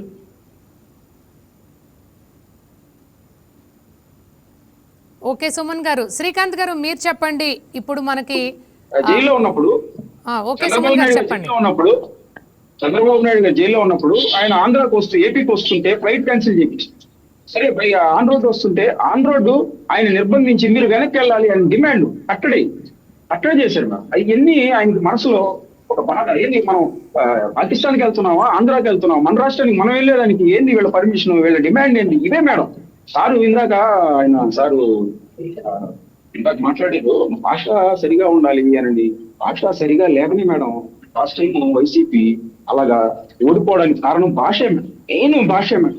ఆ అసెంబ్లీలో మాట్లాడిన భాష వాళ్ళు మనకి గుర్తు చేస్తున్నారు. అసెంబ్లీలో మాట్లాడిన భాష ఒకసారి మనం చూసుకుంటే గతంలో ఆ రోజా గారు, ఆ కొడాల నాని గారు, ఆ బూతులు, ఒరే ఇదే నీ అమ్మ మొగుడిదే ఇలాంటి భాష వాళ్ళు మనకి నేర్పిస్తారు మేడం. ఆ భాష వాళ్ళ ఆధిపత్యం, మేము చెప్తే రావాలి, మేము చెప్పినట్టే వినాలి. సార్ మేడం ఒక నిరసన తెలియజేస్తామంటే ముందు రోజు ఒక నిరసన తెలియజేస్తున్నామని పొరపాటున లీక్ అయితే తెల్లవారుజామున 2:30కి మా ఇళ్ల ముందు పోలీసు వాళ్ళు వచ్చి మమ్మల్ని హౌస్ అరెస్ట్ చేస్తారు. జగన్మోహన్ రెడ్డి గారు పలానా పర్యటనకు వస్తున్నారంటే అక్కడ ఆ ఏరియాలో ఉన్న లీడర్లందరినీ హౌస్ అరెస్ట్ చేసి పెడతారు. ఇప్పుడు అలా జరుగుతుంది మేడం. ప్రశాంతంగా ఉంది మేడం. రాష్ట్రం ప్రశాంతంగా ఉంది, ఎవరు పనులు చేసుకుంటున్నారు, పెట్టుబడులు బాగా వస్తున్నాయి, చక్కగా అభివృద్ధి చెందుతుంది. ఇలాగే ప్రశాంతంగా ఉంటే మన రాష్ట్రం ఇంకా అభివృద్ధి చెందుతుంది. రాను మన రాష్ట్రాన్ని చూసుకొని అందరూ ఇక్కడ పెట్టుబడులు పెట్టేదానికి ఇంకా రావాలని మేము ఆశిస్తున్నాం. మన బిడ్డలకు, మన యువతకు ఇక్కడ జాబులు, ఉద్యోగాలు, అభివృద్ధి జరిగితే వాళ్ళకు వస్తాయని మేము ఎంతో ఆకాంక్షిస్తున్నాము. ఈ రాష్ట్రం కోసం మేము ఎంతటి కష్టానికైనా మేము సిద్ధంగా ఉన్నాం. మా పవన్ కళ్యాణ్ గారు చెప్పినట్లు నడుచుకుంటాము. మాకు ఒక రోజు అవకాశం వస్తుంది. మా అధినేతను మేము కూడా సీఎం గా చూస్తాము. అంతేగాని పవన్ కళ్యాణ్ ఇక్కడ రాజకీయాలకు, అక్కడ రాజకీయాలకు, తమిళనాడు రాజకీయాలకు చాలా వ్యత్యాసం ఉంది. ఎవరిని ఎవరు పోల్చుకోవద్దు. ఎవరి మీద ఎవరు కూడా ఈ పార్టీ మీద ఆ పార్టీ, ఆ పార్టీ మీద ఈ పార్టీ. రోజా గారిని ట్రోల్ చేస్తుంటే నేను వాళ్ళని కూడా విమర్శించాను. తప్పది అని అంటున్నాను నేను. అంతేగాని వేరే ఉద్దేశం కాదు సార్. శ్రీకాంత్ గారు మీరేమి తప్పుగా అనుకోబాకండి. రోజా గారిని విమర్శించినా నేను మాట్లాడతాను సార్. అది మా పద్ధతి, అది మా విధానం. అది శ్రీకాంత్ గారు మీరు చెప్పండి. శ్రీకాంత్ గారు మీరు చెప్పండి. సుమన్ గారు ఒక మాట అన్నారు. ఏదైతే వైఎస్ఆర్సీపీ అధికారంలో ఉన్నప్పుడు మీరు అసెంబ్లీలో ఏదైతే వైఎస్ఆర్సీపీ అన్పార్లమెంటరీ లాంగ్వేజ్ వాడిందని, అలాగే కొడాలి నాని గారు మాట్లాడే మాటలు కూడా సహేతుకంగా లేవు, ఆయన చాలా బూతు మాటలు మాట్లాడేవారని ఆయన అంటున్నారు. దీనికి మీ సమాధానం ఏంటి? సుమన్ గారు సరిగా పాపం టీవీ చూసుకున్నట్లేదు. సాక్షాత్తు హోంమంత్రి విజయమ్మని ఏమనిందో అంతకన్నా దారుణమైన మాట ఇంకేమీ లేదు. ఆ పట్టాభి ఏం మాట్లాడుతున్నాడో చూసుకోండి. ఆయన సాక్షాత్తు ఇప్పుడున్న స్పీకర్ ఏం మాట్లాడుతున్నాడో చూసుకోండి. ఏం మాట్లాడాడో చూసుకోండి. అచ్చెన్నాయుడు ఏం మాట్లాడాడో చూసుకోండి. ఇంకా దాని గురించి మేము మళ్ళీ చెప్పుకుంటా పోతే అది బాగుండదు.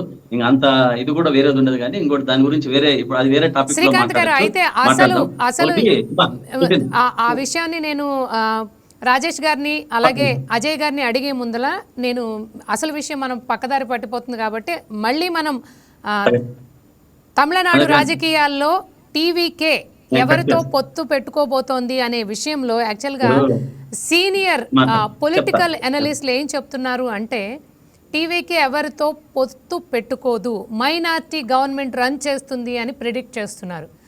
మీరేం చెప్తారు? ఒకటమ్మా, నాకు తెలిసి ఇప్పుడు వచ్చిన మీకు తెలుసు కదా మైనార్టీ గవర్నమెంట్ అంటే తెలుసు కదా, మ్యాజిక్ ఫిగర్ రాకపోయినప్పటికీ గవర్నమెంట్ రన్ చేయడాన్ని మైనార్టీ గవర్నమెంట్ అంటారు. ఇప్పుడు వాళ్ళిద్దరికంటే ఎక్కువ ఉంది కాబట్టి వీరికి చేసే అవకాశం ఉంది. కానీ ఇద్దరితో అయితే విజయ్ పొత్తు పెట్టుకోవడం అనేది వాస్తవం. ఎవరితో కానీ, ఏడీఎంతో కానీ డిఎంతో కానీ పెట్టుకోడు. కానీ దీంట్లో నుంచి కొంచెం అంటే కొంతమంది విశ్లేషకులు కానీ, కొంతమంది రాజకీయ ఉద్దండులు కానీ చెప్పేది ఏమంటే ఒక 10-20 మంది పార్టీలో చేరే అవకాశాలు ఉన్నాయి అని అంటున్నారు. దాంతో ఫుల్ ఫ్లెడ్జ్డ్ గా జరగచ్చు అనేది ఒక ఏ పార్టీ నుంచి వస్తారనుకో, డిఎంకే నుంచా అన్నా డిఎంకే నుంచా? 2 పార్టీల నుంచి రావచ్చు, లేదంటే ఒక పార్టీ నుంచి రావచ్చు. నాకు తెలిసి ఏఐడిఎంకే నుంచి వచ్చే అవకాశాలు ఎక్కువ ఉన్నాయి. ఇంతకుముందు మన బీజేపీ బ్రదర్ మాట్లాడుతూ చెప్పారు, పాపం విజయ్ గారి గురించి చాలా ధన్యవాదాలు, వెరీ గుడ్. కానీ అక్కడ బీజేపీ గవర్నమెంట్ లో అక్కడ ఎందుకు వీళ్ళకి బీజేపీ వాళ్ళకు మైనస్ అయిందంటే ఒక పాయింట్ బాగా గుర్తుపెట్టుకోండి.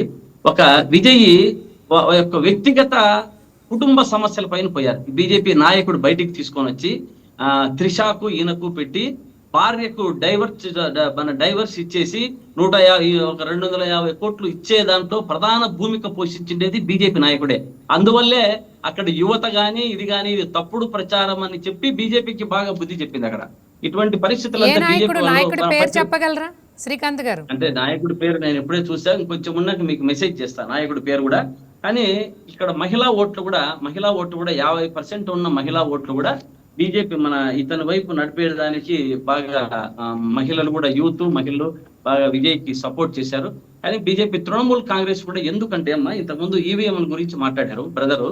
దాని గురించి తృణమూల్ కాంగ్రెస్ లో కూడా పశ్చిమ బెంగాల్లో ఎందుకు అంత ఆవేదన చెందిందంటే ఆమె మనకు ఆంధ్రప్రదేశ్ లో జరిగిన ఈవీఎంల గురించి సాయంకాలానికి ఒక పోలింగు, పొద్దునకు ఒక పోలింగ్ అయిపోయిన తర్వాత 20 రోజులకో 30 రోజులకో ఇది మన ఈవీఎం బ్యాటరీలు తగ్గిపోవలసిండేది ఫుల్ హైప్ లో ఉండిపోయి 98, 98 లో కనపడ్డాయి. దీనికి ఏమి కారణము అని అడుగుతున్నా బ్రదర్ని. బాగా దీనికి సూటిగా సమాధానం చెప్పాలి వారు మాట్లాడినప్పుడు. కాకపోతే పశ్చిమ బెంగాల్లో కూడా ఆమె ఇదే విధంగా జరుగుతుంది. ఆమె ఏ విధానాల మీద బాగా దాంట్లో క్వశ్చన్ చెప్పండి. మోడీ డబల్ ఇంజన్ సర్కార్ కాదు, డబల్ షూటర్ సర్కార్. బాగా ఆమె చెప్పిన విధానాలు అంటే ఆమె ఈ ఆంధ్రప్రదేశ్ దృష్టిలో పెట్టుకొని చెప్పింది. సిబిఐలతోనూ ఈడీతోనూ పంపించి టీఎంసీ నేతల్ని బెదిరించారు, రోజు బలవంతంగా చేస్తున్నారు. ఎందుకంటే బీజేపీ ఒక స్ట్రాటజీ ప్రయోగిస్తుంది. ఒక్కొక్క రాష్ట్రాన్ని ఒక్కొక్కసారి, రాష్ట్రంలో దేశమంతా కూడా ఒక్కొక్క రాష్ట్రాన్ని ఒక్కొక్క టార్గెట్ గా చేసి ఈసారి అన్ని చేయలేరు అంటారు వీళ్ళు. అన్ని చెయ్యరు, అన్ని చేస్తే బయటపడిపోతారు, అన్ని చేస్తే వాళ్ళ భాగవతం బయటపడుతుంది. కానీ ఒక్కొక్క రాష్ట్రాన్ని ఒక్కొక్క టార్గెట్ చేశారు. ఈసారి పశ్చిమ బెంగాల్ని టార్గెట్ చేసుకున్నారు. పశ్చిమ బెంగాల్ టార్గెట్ చేశారు కాబట్టి అక్కడ బీజేపీలో కూడా ఆమె ఒకటే చెప్పింది, ఇక్కడ డివైడ్ అండ్ రూల్ పాలసీ చేస్తున్నారు. అక్కడ దుర్గ పూజ మన హిందువులు ముస్లిమ్స్ ఈ మన ఈద్గా కలిపి చేసుకుంటారు. ఆ కలిపి చేసుకోవడం కూడా వీళ్ళకు సరిపోవడం లేదు. వీరు మామూలుగా చెప్పడానికి మాత్రమే హిందూ ముస్లిం బాయ్ బాయ్ అంటారు, లోపలికి వచ్చేటప్పటికే మన డైవర్షన్ పాలిటిక్స్ చేస్తారు, మతాల మధ్య చిచ్చు పెడతారు అని బాగా ఆమె ఇవంతా కూడా బాధపడే ఆమె కొంచెం టార్గెట్ చేశారు. ఆమెని టార్గెట్ చేయడంలో బీజేపీ ఈసారి పశ్చిమ బెంగాల్ సఫలీకృతమైంది. మరి ఇంకా మామూలుగా పుదుచ్చేరి ఇంతకు ముందు వచ్చిండేది ఇప్పుడు ఉంది. ఒక్కొక్కసారి ఇట్లా రెండు దాళ్లను టార్గెట్ చేస్తూ పోతూ మన భారతదేశాన్నంతా వారి యొక్క కబంధ హస్తాల్లో పెట్టుకోవాలా. నేనదే ఒకటే, నీతి నిజాయితీగా చేసుకుంటే తప్పు లేదు. మోడీ కూడా మన పార్లమెంట్ లో మోడీ గారు మాట్లాడుతూ భ్రష్టాచార్ ఉండేటి వాళ్ళందరినీ నేను లోపలికి వేస్తాను, అది చేస్తాను అంటాడు. వాళ్ళ మీద ఈడీ ప్రయోగిస్తారు, వాళ్ళ మీద సిఐడి ప్రయోగిస్తారు. వాళ్ళని మెత్తగా చేసి వాళ్ళని మళ్ళీ తీసుకొని వచ్చి వీళ్ళ దగ్గర చేసుకుంటానే కడుగుతానే ముత్యాలు అయిపోతారా? వీళ్ళు కడుగుతానే అక్కడి నుంచి వచ్చేస్తారు. ఎందుకంటే ఇబ్బంది పెడతారు, ఇబ్బంది పెడుతూనే వాళ్ళ పార్టీలో చేరడానికి ప్రయత్నిస్తారు, చేరుతారు. కానీ ఇక్కడికి వచ్చిన తర్వాత, మోడీ గారి చేతిలోకి వచ్చిన తర్వాత వారు కడిగిన ముత్యం మాదిరి ఎందుకు అవుతున్నారు అనేది ఒక ప్రశ్న కూడా రాష్ట్ర ప్రజల్లో అంతా, దేశ ప్రజల్లో అంతా వచ్చింది ఈ ఇష్యూ. కాబట్టి దీన్ని కూడా గమనించాలి. ఇదొకటి చెప్తా, కంక్లూజన్ చేస్తా. ఏదన్నా కూడా ఏదన్నా దొరికేంత వరకే బ్రహ్మ విద్య, దొరికిన తర్వాత అది కోతి విద్య. కాబట్టి ఆ విధానంగా వాళ్ళకి ఏదో ఒక పాయింట్ ఈ ఈవీఎంల గురించి తెలుసుకున్నారు. దాంతో ప్రజలు ఓట్లు ఏకపోని మన జగన్మోహన్ రెడ్డి గారి దగ్గరే చూసాం. మేమంతా ఓట్లు వైసీపీకి వేసాం, ఎక్కడ పోయినాయి అని ప్రతి ఒక్క ఊర్లో కూడా అడిగే పరిస్థితి. అంటే ఒక్క ఊర్లో చిన్న ఎగ్జాంపుల్ చెప్తా. హిందూపూర్ లో ఒక్క వార్డులో 150-170 ఓట్లు వైసీపీ వాళ్ళ కుటుంబ సభ్యులు ఉంటే అక్కడ ఒక్క ఓటు వచ్చిందమ్మా వైసీపీకి. అంటే ఈ కుటుంబ సభ్యులు కూడా అక్కడే వేసేసిట్టారా? ఎందుకు పెరుగుతోంది పోలింగ్? శ్రీకాంత్ గారు మళ్ళీ మనం ఈ టాపిక్ గురించి మాట్లాడదాం. మన టాపిక్ ఛార్జింగ్ ఎందుకుంటుంది? అజయ్ గారు, శ్రీకాంత్ గారు చెప్పిన మాటలు మీరు విన్నారు కదా. ఆయన ఫ్యూ ఛాలెంజెస్ బీజేపీకి విసిరారు. అలాగే ఇక పొత్తు విషయంలో నేను ఏదైనా ఉండమ్మా కాదు, నేను ఏదైనా ఒక కంక్లూజన్ ఇస్తా. కంక్లూజన్ ఇచ్చి చెప్పండి సార్, క్విక్ గా ఇక్కడ ముగింపు ఎక్కడంటే పవన్ కళ్యాణ్ గారు ఎలా చూశారంటే, పవన్ కళ్యాణ్ గారు దీన్ని ఎలా చూశారంటే, విజయ్ది గెలుపు లేదు కానీ గెలిచినట్టు బిల్డప్ ఇస్తున్నాడు. నేను ఇక్కడ గెలిచాను కానీ ఓడినట్లు ఫీలింగ్ ఉంది, ఇది తేడా అని పవన్ కళ్యాణ్ గారి ఆవేదన, బాధ అంతా. మనం ఈ రోజు పోల్చుకునేదే సినిమా వాళ్ళ గురించి పోల్చుకున్నాం, సినిమా వాళ్ళ గురించి అక్కడెందుకు ఇక్కడెందుకు అని మాట్లాడుకున్నాం. కాబట్టి దాన్ని పోల్చడంలో తప్పు లేదు నా ఉద్దేశం. ఓకే, అజయ్ గారు విన్నారు కదా శ్రీకాంత్ గారు ఏం చెప్తున్నారు. అలాగే ఈవీఎం మేనేజ్మెంట్ల విషయంలో కూడా ఆయన కీలక వ్యాఖ్యలు చేశారు. దీనికి మీ సమాధానం ఏంటి? మొత్తం నుంచి అదే చెప్తున్నా. గతంలో వాళ్ళు గెలిచినప్పుడు ఈవీఎంలతోటే కదా. ఎవరికి ఇప్పుడు ప్రజలు ఎవరు ఓట్లు ఇచ్చినా ఈవీఎం మిషన్ మీద వేయాల్సిన బ్యాలెట్ ఏం లేదు కదా మన దగ్గర ప్రెసెంట్. ఈవీఎం మిషన్ నేను అడిగిన పర్సెంటేజ్ గురించి కాదు, ఈవీఎం పర్సెంటేజ్ ఎట్లా పెరిగినాయి శ్రీకాంత్ గారు దాన్ని చెప్పు. చెప్తాను వినండి. ఇప్పుడు మ్యామ్ ఇక్కడ శ్రీకాంత్ గారు ఏమన్నారంటే, మొన్న జరిగిన 2024 ఎన్నికల్లో ఆంధ్రప్రదేశ్ రాష్ట్రంలో పర్సెంటేజ్లు పెరిగిపోయినాయి, బ్యాటరీ రేంజ్ పెరిగిపోయింది, అందుకే మేము ఓడిపోయాం, ఈవీఎంలో మ్యానిపులేట్ చేశారు, 20 రోజులు వాటిని స్ట్రాంగ్ రూమ్స్ లో పెడతారు కాబట్టి అని. మ్యామ్ మీరు ఆంధ్రప్రదేశ్ రాష్ట్రంలో జగన్మోహన్ రెడ్డి గారు గెలిచిన 11 మినహాయించి మిగతా స్థానాల్లో ఓడిపోయిన దగ్గర మేము జగనన్నకే వేసాం, వైసీపీకి వేసాం, జగనన్నకే వేసాం, వైసీపీకి వేసామని కేవలం వైసీపీ నాయకులకే చెప్పిన ప్రజానికం రోడ్డు మీదకి వచ్చి మా ఓట్లన్నీ ఏమైపోయినాయి, ఏ నియోజకవర్గంలో ఏ ప్రజానికం కూడా ఎందుకు మాట్లాడలేదు నాకు ఈ రోజు వరకు అర్థం కాదు. ఎందుకంటే అంత ఘోరంగా ఓడిపోయినప్పుడు మేము మా ఫ్యాన్ గుర్తుకే వేసాం, మా జగనన్నకే వేసాం, మా జగనన్నను ముఖ్యమంత్రి చేయాలనుకున్నాం, 175 ఇవ్వాలనుకున్న ఓట్లు వేసాం, మా ఓట్లన్నీ ఎక్కడికి పోయాయి అని ప్రజలు ఎక్కడ అడగలేరు. మ్యామ్ ఈరోజు బెటర్ ఎగ్జాంపుల్, ఈ రోజు ఎక్కడైతే తమిళనాడులో ఎన్నికలు జరిగినాయో సీఎం క్యాండిడేట్ స్టాలిన్ గారు ఓడిపోయారు, 8,000 ఓట్లతో ఓడిపోయారు స్టాలిన్ గారు సీఎం క్యాండిడేట్. ఈ రోజు అదే బెంగాల్లో నిజంగా బెంగాల్ మొత్తం కూడా 96 నుంచి 1996 నుంచి స్టాలిన్ అసలు తర్వాత ఓటమే లేదు కదా, ఓటమే లేదు కదా. ఇప్పుడు సింపుల్ ఎగ్జాంపుల్ మ్యామ్, బెంగాల్లో కూడా మమతా బెనర్జీ గారు ఉన్నారు. ఇప్పుడు మోడీ గారికో లేకుంటే బీజేపీకో మమతా బెనర్జీ గారి మీద కోపం అయితే ఆవిడ సీట్ కూడా ఓడిపోవాలి కదా అక్కడ. ఈవీఎం మ్యానిపులేట్ చేస్తే, ఈవీఎం ట్యాంపరింగ్ చేస్తే ఆవిడ సీట్ కూడా ఓడిపోవాలి కదా. అంటే ఇప్పుడు శ్రీకాంత్ గారు ఏమంటారు, జనం నమ్మరేమో, కొన్ని నమ్మించాలి కాబట్టి పెట్టారు. కేరళ మీద బీజేపీ ఎంత ఫోకస్ పెట్టిందా? ఎందుకు కేరళలో బీజేపీ రాలేకపోయింది? గెలవాలి కదా. ఇప్పుడు తెలంగాణలో మాకు స్ట్రాంగ్ బేస్ ఉందన్నారు కదా, బీజేపీ రావాలి కదా అక్కడ కూడా. నేనేమన్నానంటే మ్యామ్, ప్రజలు ఏ పార్టీకి మద్దతు తెలపాలని చూస్తారో, వాళ్ళ రాష్ట్రాల్లో ఎవరికి మద్దతు ఇవ్వాలని చూస్తారో, ఎవరి వైపు వెళ్ళాలని చూస్తారో అది ప్రజాదరణ. ప్రజలు వేసే ఓట్లు పెట్టి, ప్రజలు ఎవరిల్లి ఓటు వేయాలన్నా సరే ఆ ఈవీఎం మిషన్ నొక్కే వెయ్యాల. ఇప్పుడు మనకి బ్యాలెట్ ఆప్షన్ లేదు కదా. నేను అదే అన్నాను, ఇప్పుడు వైఎస్ఆర్సీపీ పార్టీ నాయకులు మొత్తం కూడా ఒక స్పృహలో నుంచి బయటికి రండి. నిజంగా ఈవీఎంలు మేనేజ్ చేయాలనుకుంటే ఈ రోజు తమిళనాడులో విజయ్ గారు రాకూడదు. విజయ్ గారిని మినహాయించా 2 పార్టీలు ఏదో ఒకటి రావాలా. అజయ్ గారు, అలాగే అజయ్ గారు ఇంకొక విషయం ఏంటంటే, చంద్రబాబు గారు కూడా బీజేపీ తరపున వెళ్ళి తమిళనాడు ఎన్నికల్లో ప్రచారం చేశారు. అంటే ఆ ప్రభావం ఏమైనా కనిపించిందా మీకు? మీ విశ్లేషణ ఏంటి? మ్యామ్, చంద్రబాబు నాయుడు గారు ఎక్కడైతే తమిళనాడులో ప్రచారం చేశారో, ప్రచారం చేసిన ప్రతి దగ్గర కూడా మేము గెలిచామండి. ఆ కాన్స్టిట్యున్సీస్ ఒకసారి మీరు చెక్ చేసుకోవచ్చు, ఇబ్బంది ఏం లేదు. రెండేంటంటే, మేము కూటమి ధర్మం, మేము తప్పకుండా వెళ్ళాలి ప్రచారానికి, మేము పాటించాం. ఎందుకంటే అక్కడ గెలుపోవటంలో అనేది మనం ప్రచారం చేస్తే గెలుస్తారు, ప్రచారం చేయకపోతే ఓడిపోతారు అనేది ఏం లేదు. ప్రజలు, మీరు ఈ వంతున ఎవరు వచ్చి, ఈవెన్ మోడీ గారు వచ్చి ప్రమాణ ప్రచారం చేసినా సరే ప్రజలు ఇష్టం, అది ప్రజలు డిసైడ్, నిర్ణయేతలు ప్రజలే. నేనేమన్నాను ఇక్కడ, జగన్మోహన్ రెడ్డి గారు కూడా ఆంధ్రప్రదేశ్ రాష్ట్రంలో 2024లో వైనాట్ 175 అని రాష్ట్రం అంతా భారీ బహిరంగ సభలు పెట్టి, అసలు ఒక్కొక్కసార్లు ఆ జనాన్ని చూసి జగన్మోహన్ రెడ్డి గారు చెప్పారు, ఈ జనం మనకు ఓటు వేస్తే అయిపోయినట్లే అని. కానీ జనం వచ్చారు కానీ ఓట్లు లేదు. ఓటు వేసేటానికి జనం ఓట్లు లేకపోయారు. ఎందుకంటే జనం ఆలోచన దేనికి ఆలోచించారు తెలుసా మ్యామ్? మా భూముల దగ్గర నుంచి, మా ఇళ్ల దగ్గర నుంచి, మా ఆస్తుల దగ్గర కూడా జగన్ దోచేస్తున్నాం భయంతో వద్దనుకున్నారు. ఆ భయం అట్లనే కంటిన్యూషన్ అవుతుంది. ఈ రోజు కూడా జనానికి జగన్ మీద సింపతి ఎందుకు రావట్లేదంటే, లేచిన దగ్గర నుంచి రప్పా అని ఒకళ్ళు, గొడ్డలను ఒకళ్ళు నరుకుతామని ఒకళ్ళు, బట్టలు ఉడదీస్తామని ఒకళ్ళు, గుడ్డలు ఉడదీస్తామని ఒకళ్ళు, ఇట్లా మాడితే ఇంకా ప్రజలు ఎప్పుడు మిమ్మల్ని ఆశీర్వదించేది? అది జరగదు. కాబట్టి నేను శ్రీకాంత్ గారికి కూడా ఏం చెప్తున్నా అంటే, sir, go through with good decision. Jaganmohan Reddy గారితో ఎక్కువ ట్రావెల్ చేసినా సరే మీకు ఆ పార్టీకి రెండింటికి ఇంపార్టెన్స్ ఉండదు. కాబట్టి మీకు ప్రజల సేవ చేయాలన్నప్పుడు choose a different party. That's it. Okay Ajay garu. Rajesh గారు, మీరు చెప్పండి. విజయ్ గారు ప్రచారం చేసే టైంలో ఒక విషయాన్ని చెప్పకనే చెప్పారు. ఎప్పుడైతే స్టాలిన్ మా వైపు కాంగ్రెస్ ఉందని అంటున్నారో, ఆయన కూడా కాంగ్రెస్ మాతో కూడా ఉంది అని ఒక సందర్భంలో ఆయన కోట్ చేసినట్టు గుర్తు. అంటే దీన్ని మనం ఈరోజు అంటే మ్యాజిక్ ఫిగర్ని అందుకోవడానికి ఏమైనా విజయ్ ఈ మాటని మనం అనుకూలంగా తీసుకోవచ్చా? దీన్ని ఎలా చూడాలి మనం? కాంగ్రెస్ పార్టీకి అక్కడ సీట్లు 5-6 వచ్చిన మనం చూసాము. ఒకవేళ వాళ్ళ సహకారం తీసుకుంటే తీసుకోవచ్చు, తప్పేం లేదు. మిగతా ఈ ఏఐడిఎంకే, డిఎంకేతో మాకు పని లేదు, వాళ్ళతో 2 సమాన దూరం పాటించాలన్నప్పుడు కమ్యూనిస్టులకు కూడా 2-3 వచ్చిన మనం చూస్తున్నాం ట్రెండ్స్ బట్టి. ఆ విధంగా వారితో కలిసి ప్రభుత్వాన్ని ఏర్పాటు చేయొచ్చు. లేదు నాకు వీళ్ళతో ఎవరితో అవసరం లేదనుకుంటే మైనారిటీ గవర్నమెంట్ అయినా ఫామ్ చేయొచ్చు, లార్జెస్ట్ పార్టీ కాబట్టి.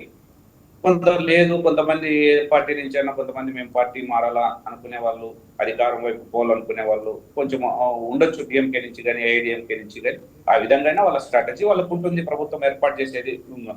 ఎందుకంటే అక్కడ సుస్థిరమైన పాలన కావాలి కాబట్టి ఆ విధంగా వాళ్ళు బేరీజ్ వేసుకొని వెళ్ళొచ్చని నేను అనుకుంటున్నాను, నా అంచనా ప్రకారం. ఇంకొకటి మా శ్రీకాంత్ స్వామి గారు చెప్పారు, బెంగాల్లోనో లేకపోతే ఎక్కడో మేము ఈవీఎంలు మేనేజ్ చేశామనో, లేకపోతే మేము ఈవీఎంలతోనే ఒక్కో రాష్ట్రాన్ని గెలుచుకుంటూ వస్తున్నాం అనేది అది చాలా అసంబద్ధమైన ఆరోపణ స్వామి గారు. ఎందుకంటే మేము గెలవాలనుకుంటే 240 సీట్లకే మేము పరిమితమైనాం. 2024 పార్లమెంట్ ఎలక్షన్స్ లో కేవలం 240 సీట్లు మేము ఇవ్వద్దు. తెలుగుదేశము లేకపోతే నితీష్ కుమార్ జేడీయూ ఈ పార్టీలతో పొత్తు పెట్టుకొని మేము ఇవ్వద్దు, సంకీర్ణ ప్రభుత్వాన్ని నడుపుతున్నాం. మీరు అది గుర్తించుకోవాలా. కానీ మేమేదో చేశాము. మరి మీకు 2019లో 151 సీట్లు వచ్చినప్పుడు అప్పుడు కానీ ఈవీఎంలతోనే కదా ఎలక్షన్ చేసిండేది, బ్యాలెట్ పేపర్ ఏం లేదు కదా. మరి మీకు వచ్చినప్పుడు ఒక రకము, భారతీయ జనతా పార్టీ ఈరోజు దేశవ్యాప్తంగా విజయాలు సాధించుకుంటే మీరు దాన్ని ఇంకో రకంగా మా మీద ఆపాదించడము మంచి పద్ధతి కాదు. ఎందుకంటే మనము ప్రజాస్వామ్యంలో ఉన్నాం. ప్రజాస్వామ్యంలో ఈరోజు ఎలక్షన్ కమిషన్ అనేది ఒక స్వయం ప్రతిపత్తి గల సంస్థ. ఆ సంస్థ ద్వారానే రాష్ట్రంలో ఎన్నికలు, దేశంలో ఎన్నికలు చూస్తున్నాము. అంతేగాని దాన్ని మేమేదో ఈ కేసులు పెట్టడం, ఈడీ సిబిఐ కేసులు పెట్టడం, మళ్ళీ మా దగ్గర తీసుకోవడము అనేది ఇది మేమేం ఆ పని చేయడం లేదు. ఎందుకంటే మాకు అవసరం లేదు. ఎవరైతే తప్పు చేస్తున్నారో వాళ్ళు శిక్షింపబడతారు. అంతేగాని ఎవరైతే అవినీతి చేస్తారో వాళ్ళ మీద ఈడీ, సిబిఐ ఆటోమేటిక్ గా వెళ్తాయి. మేము చేసేది కాదు, అది మేము చెప్పేది కాదు. కేంద్ర ప్రభుత్వ ఆధీనంలో ఉన్న ఒక స్వయం ప్రతిపత్తి గల సంస్థలు ఆ మేరకు నిర్ణయాలు తీసుకుంటాయి. కానీ అంతేగాని మేమేదో వాళ్ళ మీద ఉసిగొల్పడము, వాళ్ళని ఏదో భయభ్రాంతం చేయడము అవన్నీ చెప్పడానికి బాగుంటారు. కానీ ఎవరు ప్రజలు నమ్మే పరిస్థితి లేదు, నమ్మే పరిస్థితుల్లో లేరు. కాబట్టి ఈరోజు మాకు ఎక్కడ పోయినా ఆదరణ, సంపూర్ణమైన మెజార్టీ మాకు ఎన్డీఏ ప్రభుత్వానికి వస్తున్నాయి. ఈరోజు రాష్ట్రంలో కానీ అదే విధంగా మేము కలిసి కూటమిగా 2 సంవత్సరాల నుంచి ప్రజారంజకమైన పాలన అందిస్తున్నాం. అభివృద్ధి సంక్షేమ పథకాల్లో అయితేనేమి, ఓకే రాజేష్ గారు, ఓకే రాజేష్ గారు, థ్యాంక్ యూ సో మచ్. ఈరోజు డిబేట్లో పార్టిసిపేట్ చేసినందుకు అజయ్ గారికి, రాజేష్ గారికి, అలాగే శ్రీకాంత్ గారికి, సుమన్ గారికి మా ప్రత్యేక ధన్యవాదాలు. ఇక ఈరోజు దేశం మొత్తం తమిళనాడు వైపు ఆసక్తిగా ఎదురు చూస్తోంది. విజయ్ ఎంతో అనూహ్యంగా సీట్లు సాధించినటువంటి విజయ్ మ్యాజిక్ ఫిగర్కు అతి దగ్గరలో ఉన్నప్పటికీ ఎవరితో పొత్తు పెట్టుకుంటారు అనేది చాలా ఆసక్తికరంగా మారింది. అయితే రాజకీయ విశ్లేషకులు ఏం చెప్తున్నారు అంటే ఆయన ఎవరితో పొత్తు పెట్టుకోకపోవచ్చు, మైనార్టీ గవర్నమెంట్ని రన్ చేస్తారని ఒకవైపు రాజకీయ విశ్లేషకులు చెప్తున్నారు. మరి ఏం జరగబోతుందో వేచి చూద్దాం. This is Anusha signing off.